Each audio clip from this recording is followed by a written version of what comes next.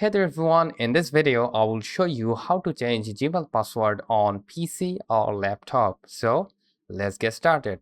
First of all, what you need to do is simply go to the browser that your Gmail is logged in.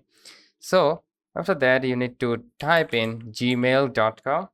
Just go to the gmail.com like this, and then what you can simply do is to right upper side settings option, tap on the settings option right over here.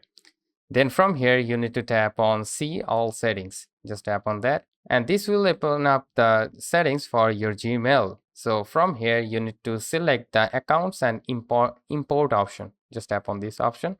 And now you got the Change Password option. So I will go with the Change Password. And now you need to type in your password. So let's type in.